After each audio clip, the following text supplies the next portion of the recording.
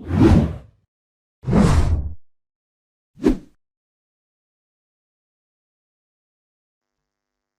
Everyone and welcome back to Kartik biology classes. आपका बहुत बहुत स्वागत है। तो आज बेटा हम लेकर आए हैं principle of inheritance and variation का सेकंड पार्ट। इस पार्ट में हम बात करेंगे मेंडलिज्म की। ठीक है, मेंडल ने कैसे अपने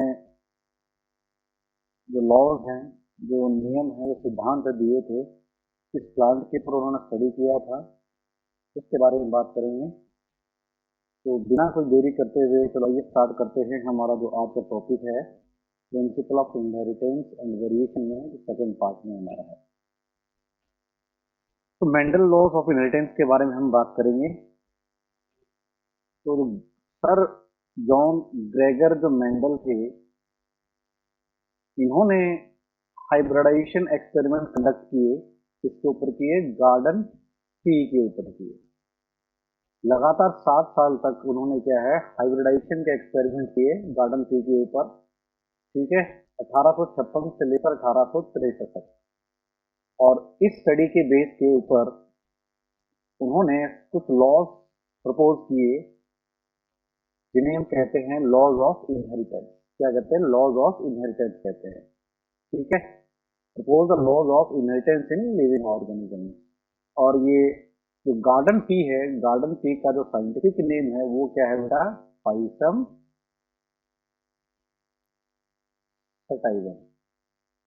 तो हमें इसका नाम हमें पता होना चाहिए कि गार्डन पी का साइंटिफिक नेम क्या है। Pisum sativum is the scientific name of garden pea. ठीक है बेटा। मेंडल थे, दे इन्वेस्टिगेटेड द कैरेक्टर। जो विशेषताएं थी गार्डन पी की, उनके ऊपर इन्वेस्टिगेशन की। और जो इन्वेस्टिगेशन थी that were manifested as two opposing traits। इनके ऊपर उन्होंने किए कौन से थे ट्रेड्स? जो ओपोजिंग ट्रेड थे। एक टॉलनेस के लिए था और एक हमारा किस लिए? डॉर्फनेस के लिए था। ठीक है, टॉल प्लांट के लिए और डॉर्फ प्लांट के लिए। इसी प्रकार से yellow colour of the seeds and green colour of the seeds. ठीक है, इनके they investigated the two different opposing traits like a tall and dwarf plants, yellow and green seeds. इसके अलावा और भी बहुत सारे कैरेक्टर थे जिनके ऊपर मेंडल ने अपनी स्टडी की थी। ठीक है, इस प्रकार के जो एक्सपेरिमेंट थे मेंडल ने कंडक्ट किए थे थ्रू आर्टिफिशियल पोलिनेशन और क्रॉस पोलिनेशन एक्सपेरिमेंट्स के द्वारा यूजिंग ए true breeding P plant, P line. ठीक है, ट्रू ब्रीडिंग पी लाइन्स के द्वारा। अब यहाँ से ट्रू ब्रीडिंग की बात निकल कर आ रही है। ट्रू ब्रीडिंग प्लांट्स क्या होते हैं? ट्रू ब्रीडिंग ऑर्गेनिज्म की बात करें तो ट्रू ब्रीडिंग प्लांट्स या ऑर्गेनिज्म वो होते हैं जिनकी जनरेशन आफ्टर जनरेशन, जिनके कैरेक्टर्स क्या हैं, लगातार कांस्टेंट बने रहते हैं। ऐसे प्लांट्स को हम कहते हैं ट्रू ब्रीडिंग प्लांट। और जैसा कि आपको पता है इस केस में पी प्लांट की बात हो रही है तो ट्रू ब्रीडिंग पी लाइन हम कहेंगे। ठीक है, जैसे कि फॉर एग्जांपल यहाँ पर एक टॉल प्लांट के बारे में बात हुई है। लगातार इनकी क्रॉसिंग कराते रहे जनरेशन आफ्टर जनरेशन, तो जो टॉलनेस का जो करेक्टर है वो लगातार मेंटेन रहे। कोई भी ऐसा प्लांट ना हो जिसकी हाइट क्या है, छोटी हो या in between the dwarfness and tallness के बीच में हो। ऐसा कोई प्लांट हमें देखने को नहीं मिलेगा। और डॉर्फ का अगर हम सेल्फ पोलिनेट करवाते हैं, सेल्फ क्रॉसिंग करवाते हैं, तो जब फर्स्ट जनरेशन के अंदर ये प्लांट आएंगे सारे डॉर्फ आएंगे। सेकेंड जनरेशन के अंदर जो प्लांट आएंगे वो हमारे क्या है? डॉर्फ आएंगे। थर्ड जनरेशन होगी वहां पर डॉर्फ आएंगे। फोर्थ जनरेशन के अंदर भी लगातार क्या है? डॉर्फ आएंगे। तो ऐसे प्लांट्स जिनकी characters generation after generation maintain रहे, कांस्टेंट रहे, तो वो प्लांट्स कहलाते हैं ट्रू ब्रीडिंग प्लांट्स और ट्रू ब्रीडिंग पी प्लांट्स की बात करें इस केस में तो। ठीक है, नेक्स्ट हम बात करते हैं जो मेंडल है उन्होंने 14 ट्रू ब्रीडिंग पी प्लांट को सेलेक्ट किया था। ठीक है, 14 ऐसे पी प्लांट थे जो ट्रू ब्रीडिंग जिनकी वैरायटी थी। ठीक है, as a pair which was similar except for one character. ठीक है, सारे प्लांट्स क्या है, एक जैसे थे, सिर्फ फर्क क्या था उनमें से किसी एक करेक्टर के अंदर क्या डिफरेंस हमें देखने को मिल रहा था विद कॉन्ट्रास्टिंग ट्रेड। ठीक है, तो कॉन्ट्रास्टिंग ट्रेड से आगे हम चल के बात करें कौन कौन से कॉन्ट्रास्टिंग ट्रेड्स के बारे में उन्होंने स्टडी किया था। तो सिर्फ एक ट्रेड के अंदर हमें क्या है डिफरेंस देखने को मिला था, बाकी सारे ट्रेड्स हमारे क्या थे, कॉमन थे, सेम थे हर प्लांट के अंदर। ठीक है, only difference in one character is there. Some of the contrasting जो करेक्टर्स थे किसके, जो ट्रेड्स थे जो हमारे जो मेंडल ने सिलेक्ट किए थे, वो जैसे कैसे थे हमारे, स्मूथ और रिंकल सीड। ठीक है, स्मूथ सीड हमारे हो गए, स्मूथ हो गए सीड, कुछ इस प्रकार से रिंकल सीड हो गए हमारे। ठीक है, तो ये थे येलो एंड ग्रीन सीड थे, ऐसे सीड जिनका कलर येलो था या फिर ग्रीन था। इनफ्लेटेड यानी कि फुल और सब्सटिक्टेड ग्रीन और येलो पॉट्स। ठीक है, यहाँ पे देखने वाली बात क्या है, जो उसकी फली थी टी प्लांट की वो बिल्कुल भरी हुई थी, फूल थी, और क्या थी, बिल्कुल चिपकी हुई थी, पतली थी। ये कलर की बात करें, अगर हम पॉड की कलर की बात करें, दूसरा करेक्टर हमारे यहाँ पे ग्रीन कलर का पॉड होगा उसका, या फिर कैसा होगा, येलो कलर का पॉड होगा। टॉल होंगे या फिर डॉर्फ होंगे प्लांट। ये कुछ करेक्टर्स थे, कॉन्ट्रास्टिंग ट्रेड थे, जिसके ऊपर मेंडल ने अपने इनको यूज करके मेंडल ने अपने क्या है एक्सपेरिमेंट कंडक्ट किए थे। तो आपके सामने ये दिख रहा होगा आपको, यहाँ पे एक टेबल है और साइड में हमारे क्या है कुछ करेक्टर्स हैं जो कि डिफ्रेंशिएट करेगी डोमिनेंट है, रिसेसिव है।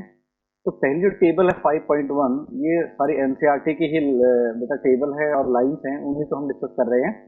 तो कॉन्ट्रास्टिंग ट्रेड्स, कितने कॉन्ट्रास्टिंग ट्रेड्स स्टडी किए थे मेंडल ने पी के ऊपर, टोटल हमारे कितने 7 थे, 1 2 3 4 5 5 6 and 7, 7 traits are studied by the Mendel.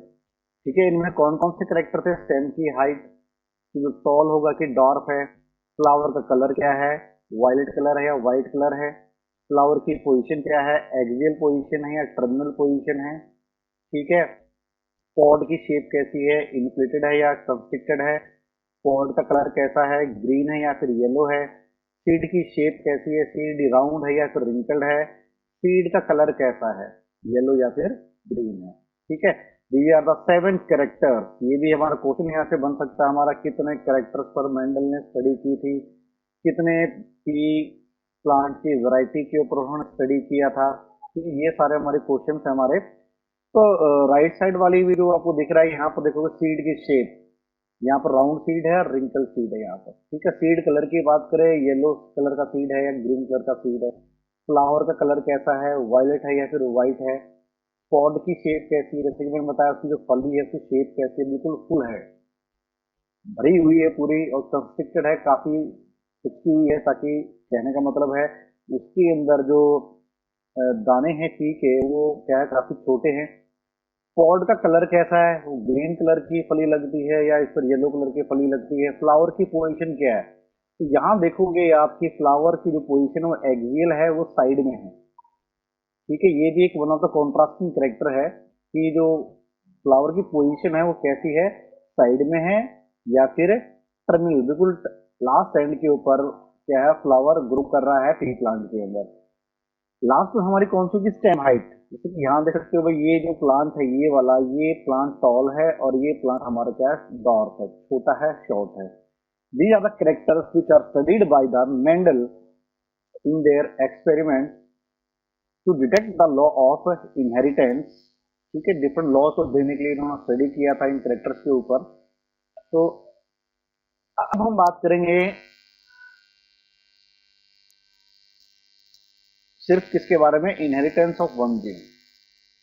ठीक है, यानी कि इसको हम क्या कह सकते हैं बेटा, मोनो हाइब्रिड क्रॉस भी कह सकते हैं, मोनो हाइब्रिड क्रॉस जिसको हम कह सकते हैं। ठीक है, मोनो हाइब्रिड क्रॉस, जैसा कि पहले मैंने इंट्रोडक्टरी लेक्चर में बताया था कि मोनो हाइब्रिड क्रॉस क्या होते हैं, डाई हाइब्रिड क्रॉस क्या होते हैं। तो यहाँ पर वन जीन की बात करेंगे, इनहेरिटेंस ऑफ वन जीन, सिर्फ एक जीन के बारे में बात करेंगे जो क्या है एक पर्टिकुलर कैरेक्टर को कंट्रोल करता है। तो इस प्रकार के जो क्रॉस होते हैं उन्हें हम कहते हैं monohybrid cross. This takes into consideration, ठीक है, only a single character at a time. This type of cross are known as monohybrid cross. तो इसी की हम बात करने जा रहे हैं, हम इनहेरिटेंस ऑफ वन जीन की, ठीक है, उन्हीं मोनोहाइब्रिड क्रॉस के बारे में बात कर रहे हैं। एग्जाम्पल लेते हैं वर्सेस हाइब्रिडाइजेशन एक्सपेरिमेंट का, जिसमें मेंडल ने क्या किया था, क्रॉस किया था टॉल प्लांट और डॉर्फ प्लांट को आपस में, ठीक है। यानी कि एक करेक्टर लिया मेंडल ने, कौन सा, हाइट का करेक्टर लिया, एक टॉल प्लांट लिया, एक डॉर्फ प्लांट लिया, इनको आपस में क्रॉस करवाया और उन्होंने स्टडी किया किसके बारे में, इनहेरिटेंस ऑफ वन जीन। बस का पैटर्न कैसा है इनहेरिटेंस का, वो कैसे ट्रांसफर करता है, क्या उसके रिजल्ट कैसे रहते हैं, उनका स्टडी किया। उन्होंने इनके सीड्स को कलेक्ट किया, ठीक है, आफ्टर क्रॉसिंग ओवर। उन्होंने क्या किया, इनके जो सीड थे इनको कलेक्ट किया और उनको दोबारा से ग्रो करवाया, ठीक है। काफी सारे प्लांट उन्होंने ग्रो करवाए, जिन्हें हम कहते हैं फर्स्ट हाइब्रिड जनरेशन कहते हैं। क्या कहते हैं, यानी कि अगर हम देखें तो उन्होंने क्या किया बेटा, दो प्लांट लिए, एक टॉल प्लांट लिया और एक लिया डॉर्फ प्लांट लिया, ठीक है, इनके बीच में क्रॉस करवाया। तो टॉल प्लांट के लिए उन्होंने कैपिटल टी और स्मॉल प्लांट के लिए, डॉर्फ प्लांट के लिए स्मॉल टी डिनोट किया फॉर देयर जीन्स और एलील्स। तो यहाँ से देखने को क्या मिलेगा, तो यहाँ से अगर क्रॉस करवाओगे आप तो क्या होगा, कैपिटल टी और स्मॉल टी, ठीक है। ये इस प्रकार के जीनोटाइप के सारे प्लांट हमें देखने को मिलेंगे। तो सारे के सारे प्लांट हमारे क्या हुए, टॉल प्लांट हुए। कैसे हुए, सारे के सारे प्लांट हमारे कैसे हुए, टॉल प्लांट हुए, ठीक है। ये जो जनरेशन आई हमारी, ये तो पेरेंट्स, ये हमारे पेरेंट प्लांट थे, ठीक है, और ये हमारे कौन से हो गई, F1 जनरेशन, ठीक है। F1 जनरेशन में जो हाइब्रिड हमें मिले वो सारे के सारे क्या थे, टॉल प्लांट थे। हाइब्रिड इन द सेंस का मतलब है कि यहाँ पर जो एलील्स हैं हाइट के, वो दोनों डिफरेंट हैं। एक हमारा टॉलनेस के लिए, एक हमारा डॉर्फनेस के लिए रिस्पॉन्सिबल है, ठीक है। दो डिफरेंट एलील्स हमारे यहाँ पर प्रेजेंट हैं, इसीलिए फॉर द सेम करेक्टर, इसीलिए ये क्या है बेटा, आपका हाइब्रिड हो गया, ठीक है। तो ये है हमारी F1 जनरेशन। वही बात यहाँ पर हो रही है, फर्स्ट हाइब्रिड जनरेशन जो हमें मिली, F1 जनरेशन जो मिली, ठीक है। और इसे हम क्या कहते हैं, फीलियल वन प्रोजेनी, क्या कहते हैं, फीलियल वन प्रोजेनी और द F1 प्रोजेनी, ठीक है, याद रहेगी। फर्स्ट जनरेशन, ठीक है, फीलियल, F मतलब फीलियल जनरेशन। मेंडल ने क्या ऑब्जर्व किया कि जितने भी F1 प्रोजेनी के प्लांट थे वो सारे के सारे क्या थे, टॉल थे, like one of its parents, none one dot. बात समझ में आ रही है बेटा, ठीक है। तो पेरेंट्स की तरह जो हमारा पेरेंट था, हमारा टॉल जो पेरेंट था, उसकी तरह जितने भी प्लांट हमारे F1 प्रोजेनी के थे सारे क्या थे, टॉल थे, उनमें से एक भी डॉर्फ नहीं था, ठीक है। तो उन्होंने एक्सपेरिमेंट कैसे किया, तो एक छोटा सा एक फिगर है, एनसीईआरटी की फिगर है, जिसके द्वारा आप समझेंगे इन्होंने ये जो आर्टिफिशियल जो सिलेक्शन है या जो पॉलिनेशन है कैसे की उन्होंने। भाई एक प्लांट हमारे पास ये है, ठीक है, एक प्लांट हमारे पास क्या है, ये वाला है, टी प्लांट, एक हमारे पास ये वाला है, this is the male plant और this one is the female plant, ठीक है। तो जैसा कि हमें पता है कि जो टी प्लांट है वो कैसा प्लांट है बेटा, बाइसेक्सुअल प्लांट है।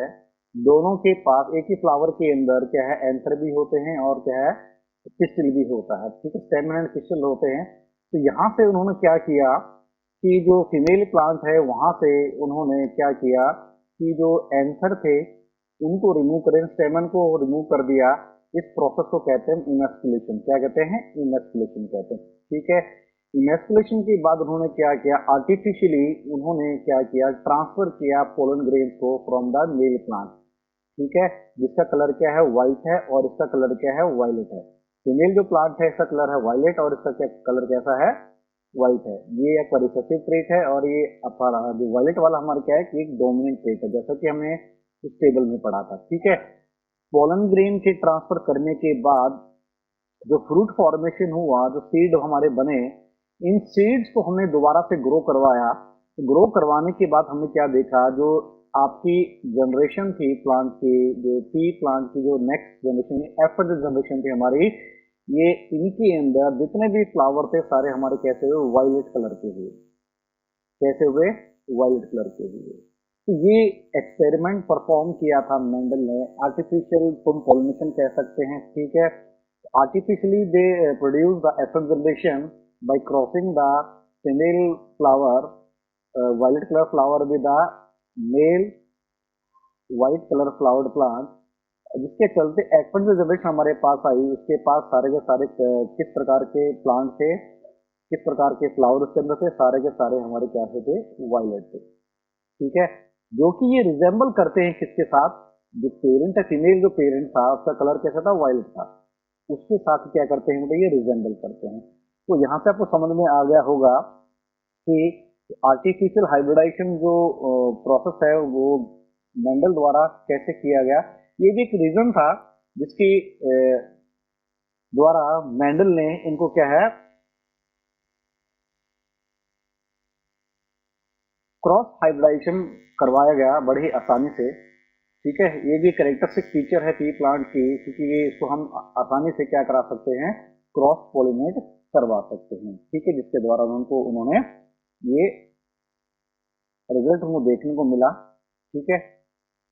So he made a similar observation for the other pair of traits. He found that the F1 always resemble either one of the parents. ठीक है, F1 जो जनरेशन थी वो either of the parent के साथ क्या है? रिजेंबल कर रही थी, and that the trait of the other parent was not seen in them. ठीक है, यहाँ से कंफ्यूजन क्रिएट होगी भाई, क्या क्रिएट हुई कि भाई क्रॉस करवाया, क्रॉस करवाने के बाद कि जो F1 जनरेशन आई थी वो क्या है? फीमेल प्लांट से या फिर क्या है? मेल प्लांट से क्या है उसका रिजेंबल करेगी, मगर दूसरा जो ट्रेड था, दूसरे पेरेंट का जो ट्रेड था वो वहां पर देखने को नहीं मिला।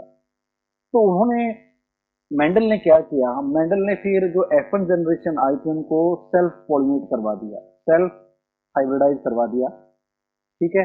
जिसके चलते उनको जो नेक्स्ट जनरेशन थी उस जनरेशन में आपको जो व्हाइट कलर के फ्लावर थे, ऐसे प्लांट इसके अंदर व्हाइट कलर के फ्लावर हमें देखने को मिलते हैं, तो वो भी हमें नजर आए, ठीक है। अगर हम टॉल की बात करें, डॉर्फ की बात करें, और उस करेक्टर की भी बात करते हैं, तो वहां पर भी F1 जनरेशन के बाद जो F2 जनरेशन आई थी, F2 जनरेशन के अंदर भी हमें क्या देखने को मिला? डॉर्फ प्लांट हमें देखने को मिला। तो यहाँ से वो क्लियर हो गया, उन्होंने बता दिया कि जो टॉलनेस का जो ट्रेड था वो डोमिनेंट था किसके ऊपर? रिसेसिव के ऊपर। वहां से वो क्लियर हो गया। हालांकि पेरेंट्स के पास क्या था कि प्लांट F1 जनरेशन के पास रिसेसिव ट्रेड का एलील था, मगर वो अपने आप को एक्सप्रेस नहीं कर पा रहा था, ठीक है। मगर F2 जनरेशन में वो अपने आप को एक्सप्रेस कर पाया, ठीक है। यहाँ से हमारा एक लॉ निकल करके आया था, तो एक बार प्रैक्टिकली करके देख लेते हैं। जैसे कि भाई हमारे क्या है, दो प्लांट लिए, एक टॉल प्लांट लिया, एक हमारे कौन सा लिया बेटा? डॉर्फ प्लांट लिया। तो यहाँ से हमारे गैमेट बने, दो गैमेट बने, एक टी इसके पास गया एलील, यहाँ से अगेन फिर दो गैमेट बने, एक टी यहाँ से गया, एक टी यहाँ से गया। अब इनका बीच में क्रॉस करवाते ही हमारे क्या बेटा? एक पुनेट स्क्वायर है, इसे पुनेट स्क्वायर कहते हैं, स्क्वायर के फॉर्म में है, जो कि रेजिनाल्ड सी पुनेट ने दिया था। एक तरफ एक पेरेंट को हम डिनोट करते हैं, दूसरी तरफ दूसरे पेरेंट को हम डिनोट करते हैं, यहाँ पर लिखते हैं, ठीक है। वर्टिकली तो हमें एक पेरेंट का हो गया और हॉरिजॉन्टली एक पेरेंट का हो गया। क्रॉस करवाया तो T T T T T T T T, ठीक है। तो यहाँ से जो F1 जनरेशन हमारे जो आई, जो F1 जनरेशन आई सारी हमारी कैसी थी बेटा? टॉल थी। तो यहाँ तक मेंडल ने देखा कि जो जितने भी ऑफस्प्रिंग से जो F1 प्रोजेनी थी वो आपके वन ऑफ द पेरेंट्स से क्या कर रही थी? रिजेंबल कर रही थी, टॉल थी सारी सारी। तो उनके दिमाग में ये आई, what about the this recessive allele और जीन्स, इसके साथ क्या हुआ? उन्होंने क्या किया? F1 जनरेशन को सेल्फ क्रॉस करवा दिया, सेल्फ पोलिनेट करवा दिया। तो इसके लिए हम क्रॉस एक पुनेट स्क्वायर बना के देखते हैं बेटा जी, क्या हुआ इसके साथ देखने के लिए। उन्होंने क्या है?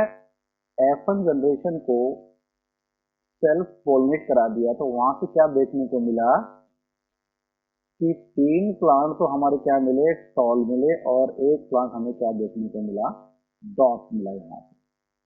ठीक है, क्योंकि 3 के पास क्या था, कैपिटल टी था, तो this T is dominate over the small T.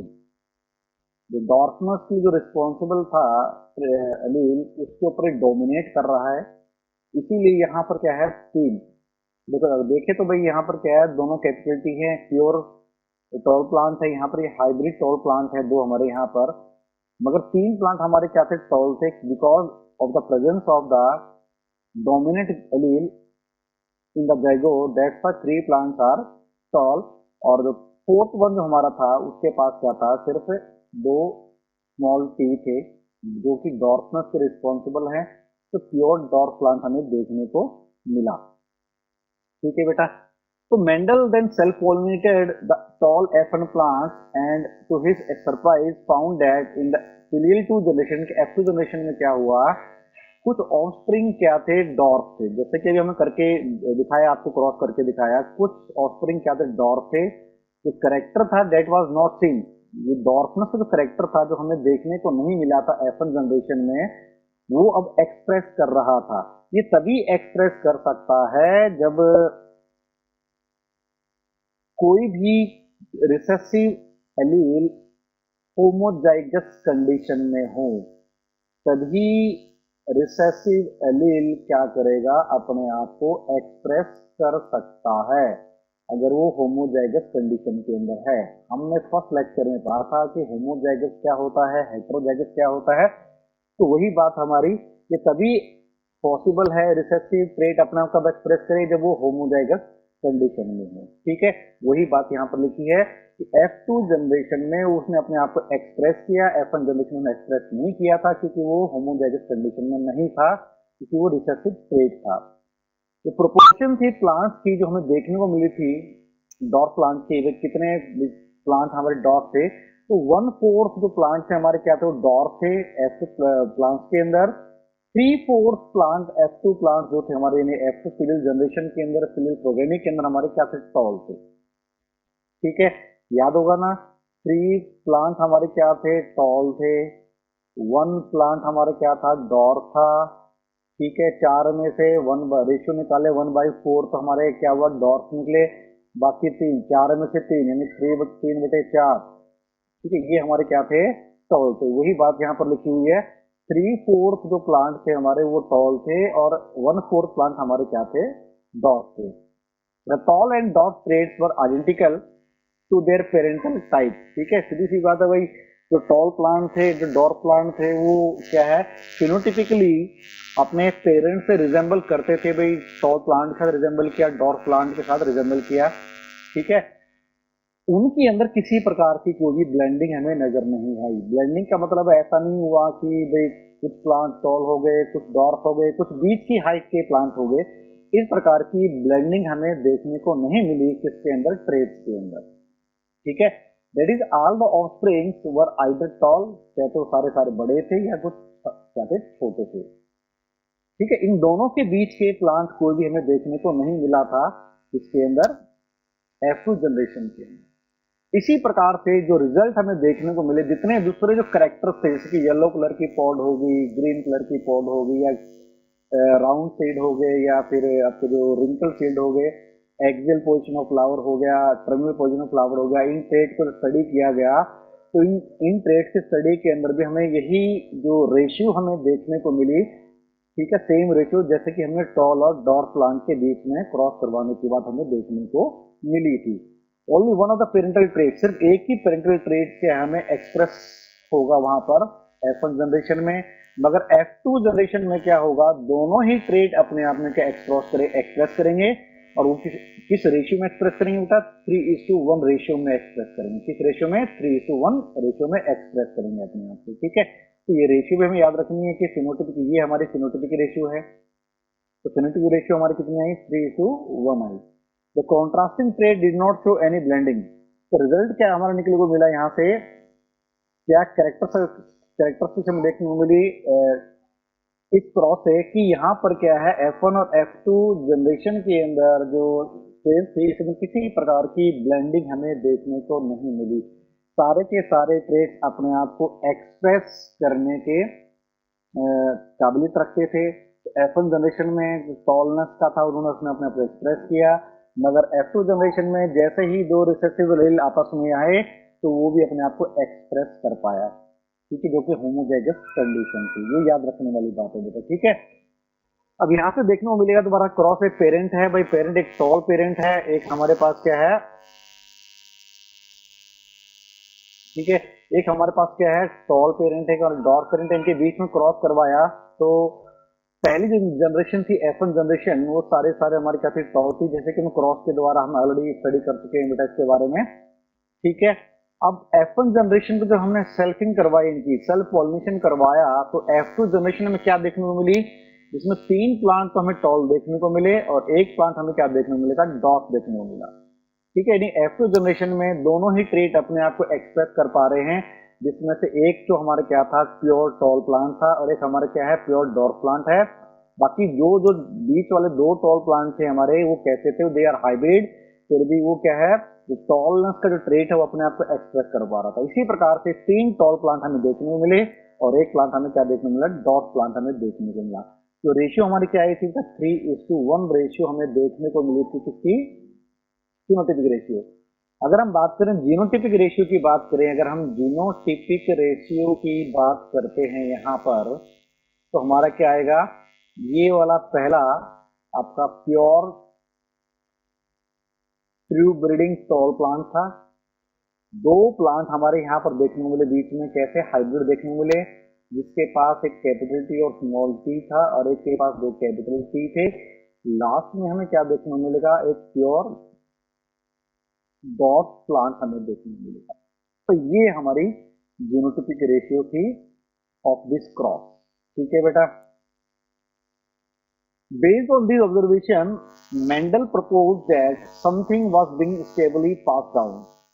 तो इन ऑब्जर्वेशन करने, तो इन एक्सपेरिमेंट्स के ऑब्जर्वेशन के बाद मेंडल ने प्रपोज किया कुछ तो ऐसा है जो पास हो रहा है एक जनरेशन से F1 पेरेंट से F1 जनरेशन में, F1 जनरेशन से F2 जनरेशन में अनचेंज, जो कि चेंज नहीं हो रहा है from parent to their offspring, through gametes के द्वारा जो ट्रांसफर हो रहा है पेरेंट से ऑफस्प्रिंग के अंदर ओवर है सक्सेसिव जनरेशन, जैसा कि मैंने कहा जनरेशन आफ्टर जनरेशन।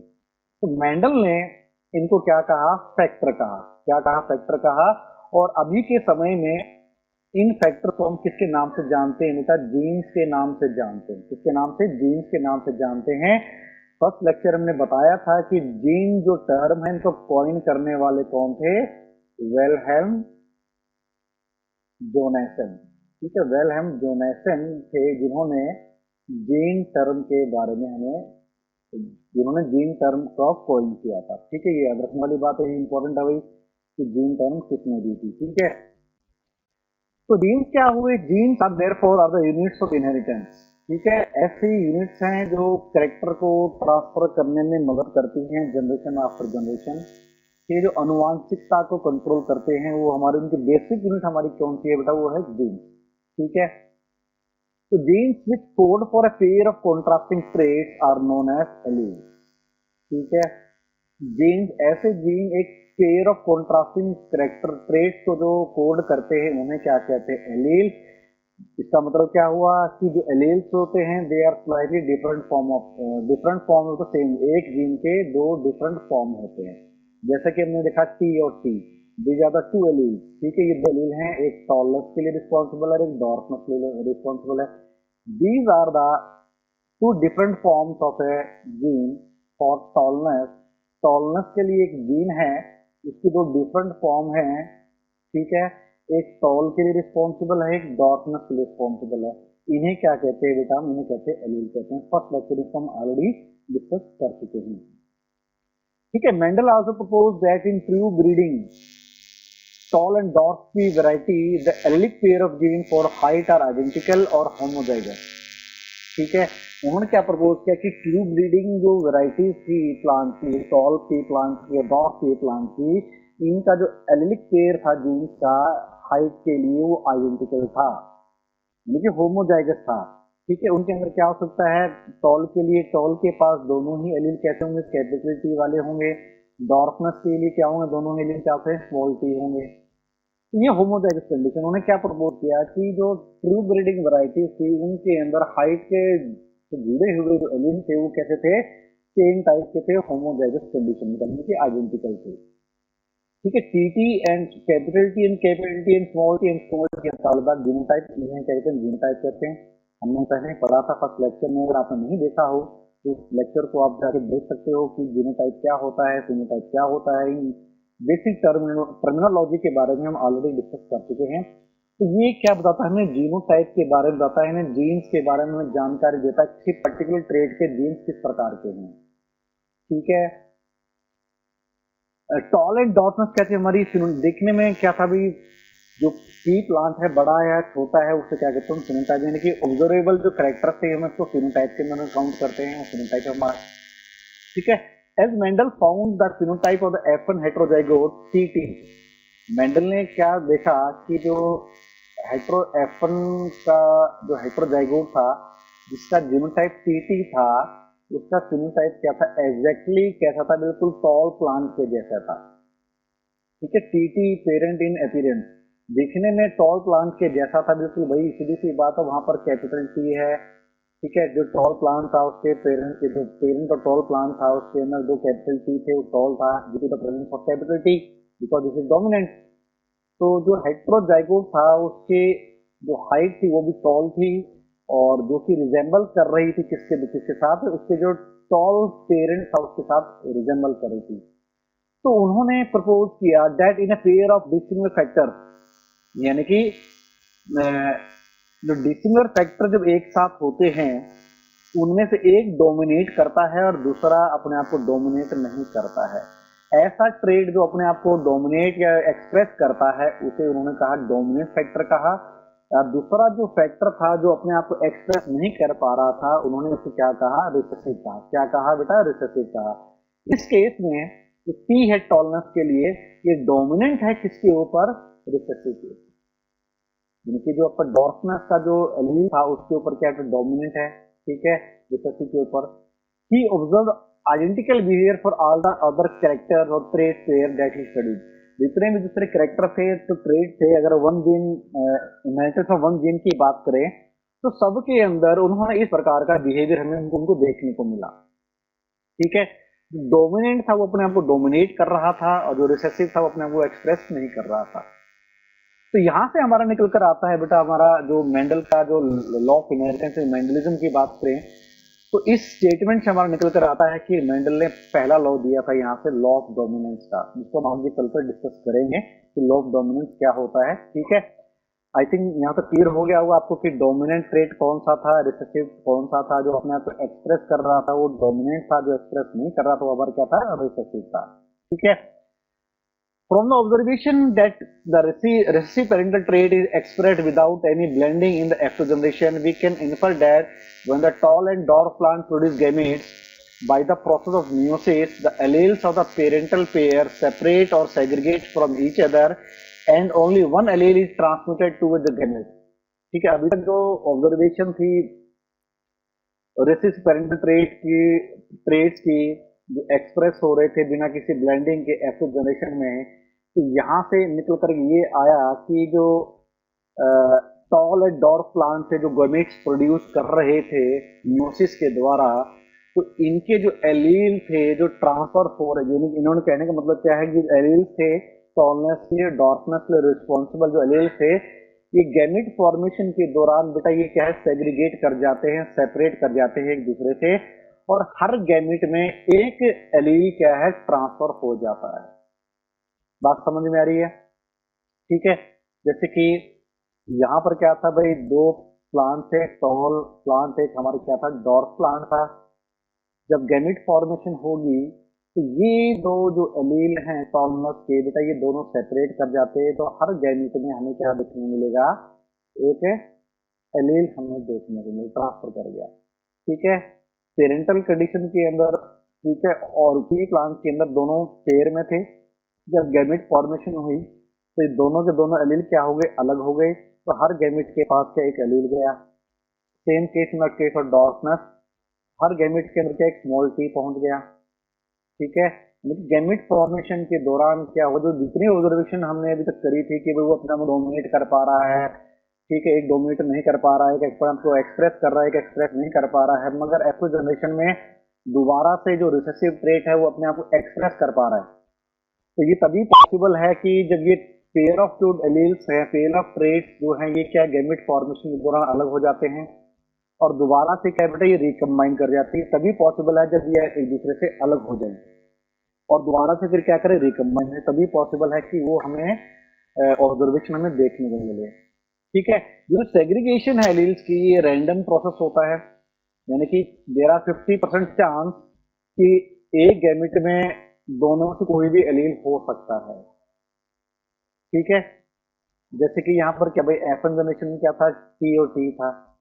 अब गैमेट बनेंगे तो 50% चांस है कि एक गैमेट में क्या है, कैपिटल टी आए, दूसरे गैमेट में क्या आ सकता है, आपका स्मॉल टी आ सकता है, डॉर्फनेस वाला जो एलील है वो आ सकता है।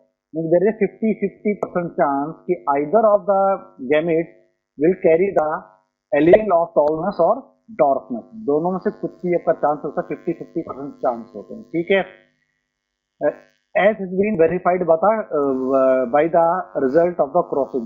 जो हमने क्रॉसिंग करवा, जो रिजल्ट में देखने को मिला था, F1 में सारे टॉल थे और F2 जनरेशन में क्या थे, 3:1 में देखने को मिली थी। यानी कि एक डॉर प्लांट हमें देखने को मिला, 3 हमें टॉल देखने को मिले, से क्लियर हो गया था कि 50% चांस है कि हर गैमेट में एक कोई भी जो एलील है वो क्या है, ट्रांसफर हो सकता है। In this way, the gametes of tall plants have the allele T and the gametes of dwarf TT plants have the allele T। ठीक है, अगर डोमिनेंट प्लांट है जिसके दोनों कैपिटल टी हैं तो दोनों के एलील्स के जो गैमेट्स होंगे दोनों के पास होंगे एक एक टी होगा। सेम इसी प्रकार से जो डॉर्फ प्लांट है उसके हर एक गैमेट में क्या होगा, एक टी और एक टी होगा। During fertilisation the two alleles, दोनों एलील से टी फ्रॉम वन पेरेंट, ठीक है, से थ्रू द पोलन के द्वारा एक पेरेंट से क्या हुआ, टी एलील आया, और दूसरा जो टी था स्मॉल टी उसके पेरेंट का थ्रू एग के द्वारा आया। दोनों के बीच में फ्यूजन हुआ और रिजल्ट हमारा क्या बना, जाइगोट बना। ठीक है, तो जाइगोट जो बना इसमें से एक टी एलील और दूसरा हमारा क्या था, टी एलील था, यानी कि दो, एक टी हमारा आया, दूसरा टी हमारा ऐसे आ गया। पोलन के द्वारा एक टी हमारा आया और एग के पास स्मॉल टी था। इस कंडीशन में हमारे क्या बन गया, हेट्रोजाइगोट बन गया। क्या बन गया, हेट्रोजाइगोट बन गया। ठीक है, in other word hybrids have TT. कहने का मतलब है जो हाइब्रिड बनेंगे उसके अंदर क्या होगा, दो डिफरेंट एलील होंगे और फिर सेम कैरेक्टर, एक कैपिटल टी होगा, एक हमारा कौन सा होगा, स्मॉल टी होगा। Since this hybrids contain alleles which express contrasting traits the plants are heterozygote. ठीक है, ये जो हाइब्रिड्स है इनके पास क्या है, एलील्स हैं जो अपने आप को एक्सप्रेस कर सकते हैं, और इस प्रकार के जो प्लांट्स होते हैं इन्हें कहते हैं हेट्रोजाइगस प्लांट्स कहते हैं। इन्हें फर्स्ट लेक्चर में ऑलरेडी हम डिस्कस कर चुके हैं कि हेट्रोजाइगस प्लांट्स क्या होते हैं। ठीक है, the production of gametes by the parents, the formation of zygote and the F1 and F2 plants can be understood from a diagram called Punnett square. ठीक है, अब देखो ये जो हमारा कंडीशन हमारा देखने को मिली, जो हमारा जो पेरेंट्स थे इनके अंदर जो पेरेंट्स और गैमेट्स जो बनाए गए और गैमेट से जाइगोट बना, जाइगोट से फिर फर्दर F1 F2 प्लांट्स बने, इसको हम क्या है, पुनेट स्क्वायर की मदद से हम क्या है समझ सकते हैं। आपके सामने बेटा दिख रहा होगा ये पुनेट स्क्वायर है। हमने पहले ही पढ़ चुका था कि पुनेट स्क्वायर का जो फंडा था वो किन्होंने दिया था, वो रेजिनेल पुनेट ने दिया था। ठीक है, यहाँ से देखोगे आप कि एक टॉल प्लांट है, एक डॉर्फ प्लांट है, ये दो गैमेट बनाएगा, दोनों गैमेट के पास क्या होगा, कैपिटल टी होगा, ये दो गैमेट बनाएगा, दोनों के पास क्या होगा, स्मॉल टी होगा। तो इनके बीच में क्रॉस करवाया तो F1 जनरेशन के अंदर सारे के सारे प्लांट हमारे क्या थे, टॉल थे बेटा। ठीक है, फिर हमने क्रॉस इन F1 जनरेशन के प्लांट की हमने सेल्फिंग करवाई, यानी कि इनके पास क्या था, एक कैपिटल टी और स्मॉल टी था, एक कैपिटल टी और स्मॉल टी, यानी दिया था hybrid. Although they are tall, मगर वो जीनोटिपिक फॉर्म में क्या थे, वो हाइब्रिड थे। जब इनके आपस में क्रॉस करवाया तो हमें क्या देखने को मिला कि 3 प्लांट हमारे क्या थे, टॉल थे, और एक प्लांट हमारे क्या था, डॉर्फ था। ठीक है, रिजेंबल किया, इनकी तभी पॉसिबल है, ये कंडीशन तभी पॉसिबल है कि हर एक गैमेट में 50% चांस है कि वहां पर क्या जाए, एक एलील वहां पर ट्रांसफर करे। और अगेन जब उनको सेल्फिंग करवाते हैं दोबारा से बेटा रिकम्बाइन करते हैं और एक नया कम्बिनेशन हमें देखने को मिलता है। जैसे कि हमें दो प्लांट है देखने मिले, टॉल हैं मगर दे आर हाइब्रिड। इनमें से एक प्लांट हमें क्या देखने को मिला, प्योर टॉल प्लांट देखने को मिला, एक हमें क्या देखने को मिला, प्योर डॉर्फ प्लांट हमें देखने को मिला। ठीक है, तो रेशियो हमारी क्या है, यहाँ से हमारे फिनोटाइपिक जो रेशियो हमारी है वो आई 3:1, 3 टॉल थे हमारे, एक हमारे क्या था डॉर्फ था। जीनोटिपिक रेशियो की बात करें तो एक हमारा क्या था टॉल, प्योर टॉल था, दो हमारे क्या थे हाइब्रिड थे, और एक प्लांट हमारे क्या था प्योर डॉर्फ प्लांट हमें देखने को मिला था। ये तभी पॉसिबल है जब ये जो एलील्स हैं they transfer into the gametes, ठीक है, ये सेग्रीगेट होते हैं गेमेट फॉर्मेशन के दौरान और आगे चलकर गेमेट में ट्रांसफर कर जाते हैं। और दोबारा से बेटा ये जब इनका जब क्रॉस करवाया जाता है, जो फ्यूजन होती है, जाइगोट बनता है, उस दौरान दोबारा से रिकम्बाइन करते हैं और दोबारा से ये अपने आप को एक्सप्रेस करते हैं। ठीक है, तो F2 जनरेशन में डॉर्फ भी हमें देखने को मिला, हमें टॉल प्लांट भी हमें देखने को मिला, यानी कि पेरेंटल कम्युनिकेशन हमें देखने को मिली थी। ठीक है भाई, from the Punnett square it is easily seen, with Punnett square से देखना में आसानी देखने मिला कि 1/4 ऑफ द रैंडम फर्टिलाइजेशन, 1/4 और जो रैंडम फर्टिलाइजेशन हुई थी उनमें से 1/4 प्लांट हमारे कैसे थे, कैपिटल टी वाले थे, हाफ प्लांट कैसे थे, हाइब्रिड थे टी वाले, और 1/4 क्या थे ऐसे प्लांट थे जिनके पास जो एलील थे हाइट के वो आपके दोनों स्मॉल टी थे। दोबारा से देखिए बेटा एक बार, तो यहां से हमें क्या देखने को मिला, एक प्लांट तो हमारा क्या था जिसके दोनों कैपिटल टी थे, दो प्लांट हमारे पास कैसे थे जिसके पास दोनों अलग अलग एलील थे, कैपिटल टी एक हमारा स्मॉल टी था, एक प्लांट हमारे कौन सा था स्मॉल टी वाला। यानी कि चार में से एक प्लांट हमारा कैसा था 1/4 हो गया हमारे यहाँ से प्योर टॉल था। ठीक है, इस टू 1/2 हमारे कैसे थे, ठीक है, यानी कि हम कह सकते हैं कि 2/4 हमारे क्या थे हाइब्रिड थे, तो 2×2 तो हमारा 1/2 हमारे यहाँ से आ जाएगा। ठीक है, 1:4 1:2, और एक हमारे पास क्या था प्योर डॉट था 1/4। देखिए चार में से एक डॉर था, एक हमारे क्या था प्योर टॉल था, और आधे हमारे कैसे थे टॉल थे जो कि हाइब्रिड थे, हमें देखने को मिले थे। ठीक है, यानी कि 1/4 हमारे टीटी हो गए, हाफ हमारे कैसे हो गए हाइब्रिड हो गए, और 1/4 हमारे क्या हो गए डॉर्फ हो गए। So the F1 have genotype of TT, but the phenotypic character seen is tall. जो F1 जनरेशन थी उसके पास जो जीनोटाइप था वो हाइब्रिड था, TT था, मगर उनकी हाइट कैसी थी बेटा टॉल थी, उसका phenotypic कैरेक्टर कैसा था टॉल था।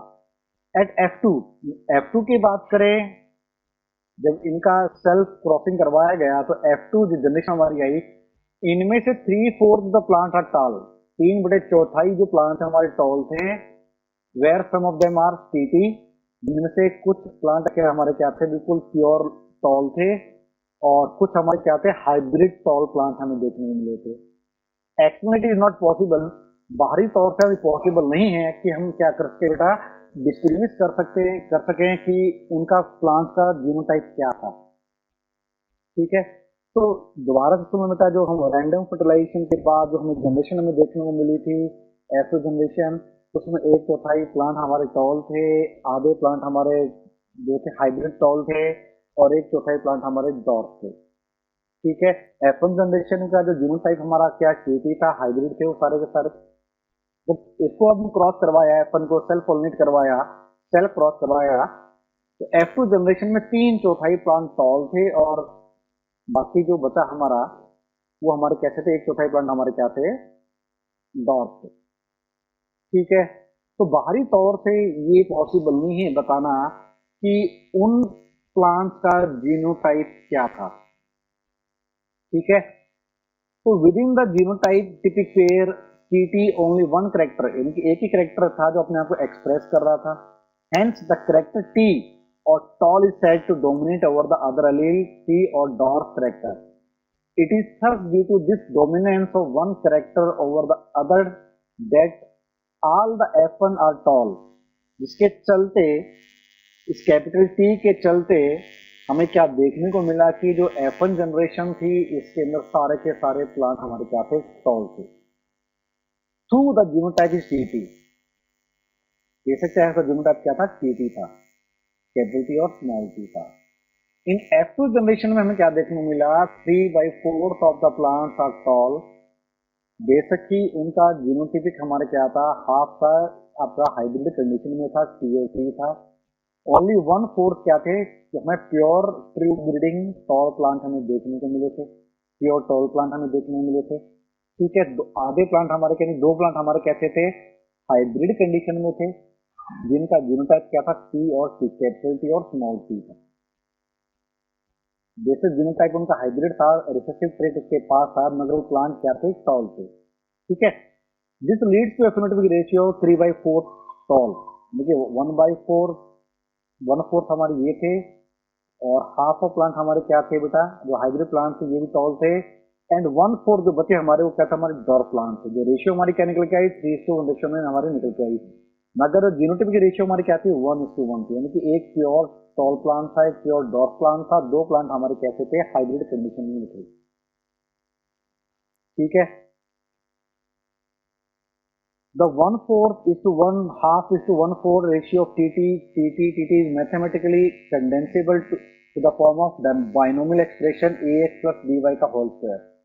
यानी कि ये जो कंडीशन है हमारी, जो रेशियो में देखने को मिली थी हमें, 1/4 आपके प्योर टॉल थे, हाफ आपके हाइब्रिड टॉल थे, 1/4 आपके प्योर डॉर्फ थे, इसको हम मैथमेटिकली बाइनोमियल एक्सप्रेशन में एक्सप्रेस कर सकते हैं in the form of ax plus by square.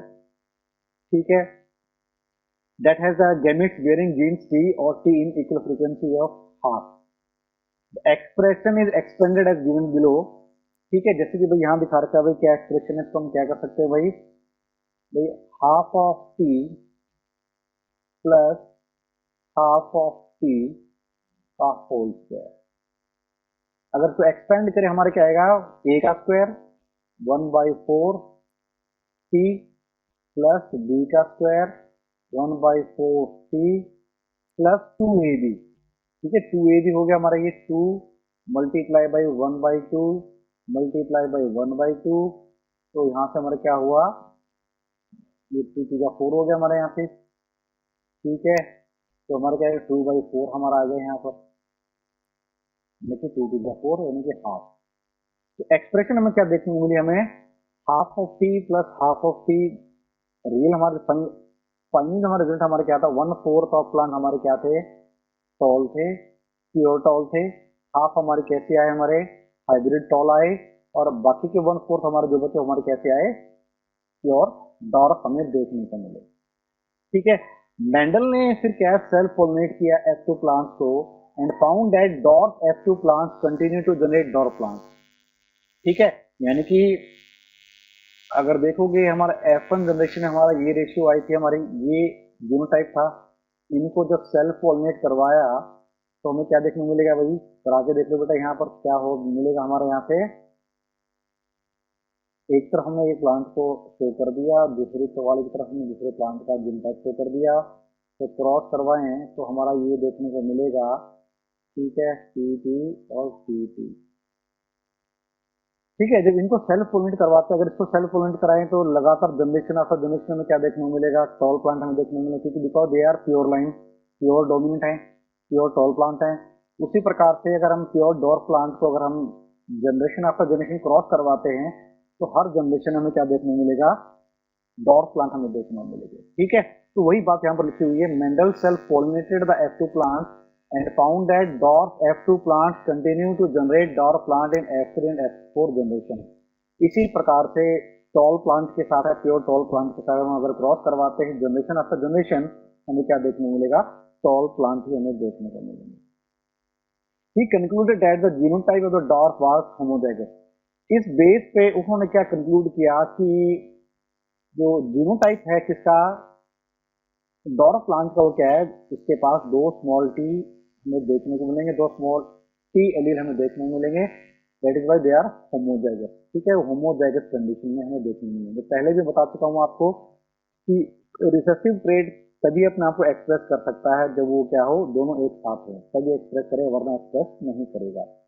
ठीक है, तो बेस्ड ऑन द स्टडीज, तो मेंडल ने क्या कंक्लूड किया कि जो डॉर्फ प्लांट होते हैं इनका जीनोटाइप हमें क्या देखने को मिलेगा, स्मॉल टी दोनों एलील एक साथ होंगे, जिसे कहते हैं होमोजाइगस कंडीशन। ठीक है, क्या लगता है, what do you think he would have got had the he self pollinated at tall F2 plant? अगर टॉल F2 प्लांट को सेल्फ पॉलिनेट कराते तो क्या होगा? सेम कंडीशन मिलेगी आपको। क्या है, सारे सारे प्लांट आपके थर्ड फोर्थ जनरेशन में टॉल ही मिलेंगे और उनका जीनोटाइप क्या होगा, capital T and capital T हमें देखने को मिलेगा। ठीक है बेटा,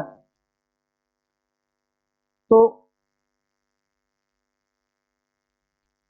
F2 जनरेशन जो हमारी थी, ठीक है, F2 जनरेशन जो हमारी थी, इसका अगर हम पता लगाना चाहें कि उसका जो फेनोटाइप क्या होगा, उसका जीनोटाइप हमें नहीं पता है, तो ऐसे केस में हम क्या करेंगे कि F2 जनरेशन का जो डोमिनेंट जो प्लांट है उसको मेंडल ने क्या किया, सीधी सी बात है, मेंडल ने क्या किया, जो F2 जनरेशन का जो डोमिनेंट जो प्लांट था, ये फिनोटाइपिक जो प्लांट था, जानने के उन्होंने क्या किया, उस डोमिनेंट प्लांट को F1 का जो F1 जो प्लांट था, यानी कि जो रिसेसिव पेरेंट था, उसके साथ क्रॉस करवाया। ठीक है, जैसे कि हमारा क्या है, टी और टी, फॉर एग्जाम्पल हमारे पास तो ये हमारा F2 जनरेशन का एक प्लांट है। ठीक है, टॉल है, हमें इसका जीनोटाइप नहीं पता है, तो जीनोटाइप पता लगाने के लिए हम क्या करेंगे भाई, इसका बैक क्रॉस करवाएंगे। क्या करवाएंगे, इसका बैक क्रॉस करवाएंगे किसके साथ, रिसेसिव पेरेंट के साथ, जिससे ये निकलकर हमें क्लियर हो जाएगा कि F2 जनरेशन का जो डोमिनेंट डोमिनेंट जो ट्रेट है उसका जीनोटाइप क्या होगा। ठीक है, दोबारा से बता रहा हूं बेटा कि F2 जनरेशन में जो डोमिनेंट ट्रेट हमें देखने को मिला था, हमें तो अभी हमें पता है कि ये डोमिनेंट है, हमें ये नहीं पता कि इसका जीनोटाइप क्या है। तो ऐसे केस में मेंडल ने क्या किया, उस डोमिनेंट फिनोटाइपिक प्लांट को क्रॉस करवा दिया, बैक क्रॉस करवा दिया किसके साथ है, रिसेसिव पेरेंट के साथ। ठीक है, तो क्रॉस करा के देखिए भाई, ये हमारा टी है, ये हमारा टी है, अगर क्रॉस करवाएं तो हमें क्या देखने को मिलेगा, तो टी और टी, टी और टी और टी और टी और टी और टी। ठीक है, यानी कि 50% हमारे टॉल हमें देखने को मिलेंगे और 50% हमें क्या देखने को मिलेंगे, डॉट्स हमें देखने को मिलेंगे। यानी कि जो रेशियो हमारी क्या है, 1:1, ये रेशियो हमें 1:1 रेशियो हमें देखने को मिलेगी आफ्टर द टेस्ट क्रॉस। अगर ये रेशियो हमें देखने को मिलती है तो सीधा सा मतलब है कि इसका जो फिनोटाइप होगा, यानी जीनोटाइप होगा F2 प्लांट का, हमारा क्या होगा, कैपिटल टी मिलेगा और एक हमारा क्या मिलेगा, स्मॉल टी मिलेगा। ये जीनोटाइप पॉसिबल है कि ये जीनोटाइप हमारा उस प्लांट का हो। दूसरा केस क्या कहता है, ये यहाँ पर दिखा रखा है, देखो ये होमोजाइगस रिसेसिव, दो पेरेंट हैं, व्हाइट कलर है, होमोजाइगस रिसेसिव है, F2 का डोमिनेंट है प्लांट हमारे पास, इसका कलर क्या, वायलेट है। दो पॉसिबिलिटी हो सकती है, चाहे तो ये प्योर टॉल हो या फिर ये हाइब्रिड टॉल हो। ठीक है, अगर हम प्योर टॉल तो नहीं, यहाँ वायलेट कलर की बात हो रही है, प्योर वायलेट कलर है इसके पास है, प्योर। ठीक है, ये हाइब्रिड वायलेट कलर है फ्लावर का। अगर हम, एक पॉसिबिलिटी ये बनती है कि अगर हम प्योर, अगर मान के चले कि ये प्योर डोमिनेंट वायलेट कलर है, तो रिसेसिव का ट्रेट कराएंगे तो हमारे सारे के सारे जो प्लांट हमारे आएंगे सारे कैसे आएंगे बेटा, सारे सारे वायलेट आएंगे। तो ये भी पॉसिबिलिटी है कि हमारा जो ट्रेट होगा, जो जीनोटाइप होगा किसका, F2 डोमिनेंट का, हमारा डब्ल्यू भी हो सकता है, capital W for the dominant trait of the colour of violet. दूसरा केस पॉसिबिलिटी क्या हमारी, ये किस कंडीशन में, हाइब्रिड कंडीशन में हो सकता है, एक कैपिटल डब्ल्यू या स्मॉल डब्ल्यू मिलेगा इसके पास, तो क्रॉस करवाएंगे तो इसमें 50% प्लांट हमारे कैसे आए, वायलेट कलर के आए, और 50% प्लांट हमारे कैसे आए, हमारे व्हाइट कलर के आए। तो रेशियो में यहाँ पर क्या देखने को मिली कि 1:1 रेशियो हमें देखने को मिली। तो इसका मतलब क्या हुआ कि जो F2 जो प्लांट था वो कैसा था, वो था हमारा टी और टी भी हो सकता है और कैपिटल टी भी हो सकता है। ये पॉसिबिलिटी हमारी बनती है किसकी भाई, कि हम पता लगा सकते हैं, अगर हमें F2 डोमिनेंट प्लांट का जीनोटाइप हमें नहीं पता है तो उसका टेस्ट क्रॉस करवा कर हम ये पता लगा सकते हैं कि F2 जो प्लांट है उसका जीनोटाइप क्या हो सकता है, इसके बारे में हम पता लगा सकते हैं with the help of test cross. ठीक है, तो यही बात हमने पहले ही बात करी थी बेटा कि टेस्ट क्रॉस क्या होता है? जब हम F2 जनरेशन को F1 जनरेशन के रिसेसिव प्लांट से क्रॉस करवाते हैं तो उसे हम टेस्ट क्रॉस कहते हैं। और हमेशा ही टेस्ट क्रॉस के अंदर अगर देखें तो रेशियो हमारी कैसे आती है, 1:1 की रेशियो हमें देखने को मिलती है। ठीक है, तो ये तो था हमारा किसके बारे में कि मेंडल ने अपनी जो एक्सपेरिमेंट्स हैं, जो हाइब्रिडाइजेशन एक्सपेरिमेंट्स, वो कैसे किए थे। ठीक है, क्या प्रोसीजर था, कैसे वो कंक्लूजन पर पहुंचे थे। ठीक है, वो कैसे जो फैक्टर थे वो ट्रांसफर कर रहे थे, कैसे वो कंट्रोल कर रहे थे, उसके बारे में हमने जाना। ठीक है, यहाँ पर हमने डोमिनेंट ट्रेट और रिसेसिव ट्रेट के बारे में हमने जाना। और साथ में हमने ये भी कंक्लूड किया with the help of Mendel study कि जो गैमेट्स होते हैं, इन गैमेट्स के अंदर क्या होता है, at the time of gamete formation ये जो एलील्स होते हैं बेटा, ये सेपरेट कर जाते हैं, सेग्रीगेट कर जाते हैं। और हर गैमेट के पास क्या होता है कि एक खुद का एक अलग सा क्या है, एक एलील ट्रांसफर कर जाता है। ठीक है, खुद का एक गैमेट है, वो एक एलील है, वो क्या है फर्दर ट्रांसफर कर जाता है हर एक गैमेट के अंदर। 50% चांस होते हैं कि किस गैमेट में कौन सा एलील क्या है ट्रांसफर करेगा। और दोबारा से वो गैमेट फ्यूज करते हैं तो करेक्टर हमें दोबारा से F2 जनरेशन में देखने को मिलते हैं।